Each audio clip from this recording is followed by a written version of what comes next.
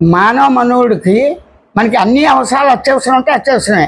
కట్టుకోవటానికి బట్ట అవసరమా కాదా? అవసరం, నిత్యావసరం.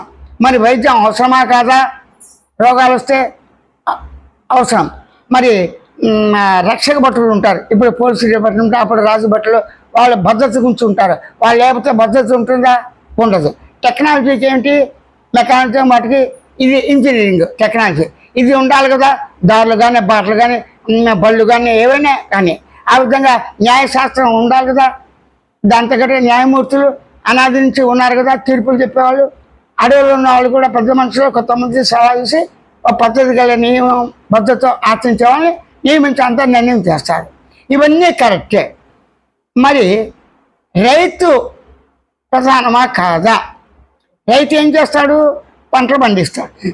అంటే మానవ మనుగడకి, మానవ జీవితానికే కాకుండా సమస్త ప్రాణికోటికి మనుగడకి బ్రతకాలంటే ఆహారం కావాలి. ఈ ఆహారం ఏ రూపంగా ఉంది? మనకి పృథ్వీ రూపంగా ఉంది. ఈ పృథ్వీ ఎలా సృష్టించారా? దేవుడు ఉన్నాడా లేడా? ఆశ్రితమా ప్రకృతి నియమా అనే ప్రసక్తులు పక్కన పెట్టి ఆకలి వేయగానే ఏం చేస్తాం? దాహం వేయగానే వేడిగా ఉన్నటువంటి నీరు తాగుతాం. వేడిగా ఉండాలంటే ఏంటి? సూర్యుని వాడుకుంటాం, అగ్నిమంటను వాడుకుంటాం, అలాగే వాయువును వాడుకుంటాం. ముఖ్యంగా గాలి పీల్చాలి, అది లేకపోతే కుదరదుగా. ప్రాణశక్తి కూడా ఉంటుంది కదా.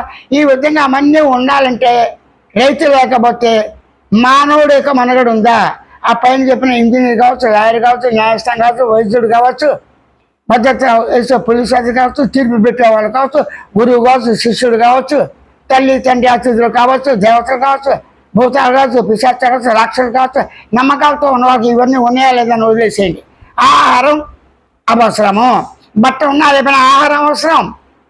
ఇక్కడ ఆహారం అవసరమైనటువంటి రైతే, వ్యవసాయంతో ఉన్న పృథ్వీమాతే, దాన్ని మనం తగిన విధంగా టెక్నాలజీ మన శరీరానికి బతకడానికి అనుకూలంగా, రక్షణకు అనుకూలంగా చేసుకుంటూనే సమస్త జీవులు కూడా వాటికి అవి చేసుకుంటున్నాయి. ఆ రైతు అనేటువంటి వ్యక్తులైతే, వ్యవసాయం అనే వ్యక్తులైతే మన మనుగడలు చచ్చిపోతాం. అంటే చచ్చిపోయిన తర్వాత ఇంకేముంది?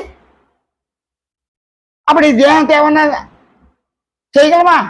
పరమాత్మ స్థితి కావచ్చు, ఒక లక్ష్యం కావచ్చు, గమనం కావచ్చు, ఆశయం కావచ్చు, ఒక భయాందోళన కావచ్చు, ఏదే ఆపదొచ్చుడు చెప్పుకోవటానికి, వినటానికి, నివసించడానికి, పడుకోవటానికి, కూర్చోవటానికి, తీపి కలగటానికి దేహం ఉండాలి. దేహం ఉండాలంటే ఏంటి? పంచభూతాల ఆహారం ఉండాలి. కాబట్టి రైతే ఇది. అందుకోసం అన్నపూర్ణాదేవి అన్నారు మన వాళ్ళు చక్కగా. అన్నప్రసాదము అంటారు వాళ్ళు. చూడండి ఆ పదాన్ని ఎంత ఇదిగా.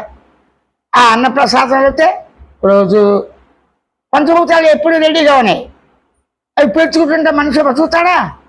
కుదరదు. కాబట్టి రైతు మీదే ఆధారం. కాబట్టి రైతే అన్నదాత అని గ్రహించి నువ్వు ఆహారానికి, నీ మనుగడికి ఇంపార్టెంట్ ఇచ్చి తగిన ఆహారాన్ని తగిన రుచులతో తగిన విధంగా ఏ ఉయానికి ఏది పనికి వస్తుంది అని నేనుకు తెలుస్తుంది కదా. స్వానుభవంలో ఉన్న నేనుకే.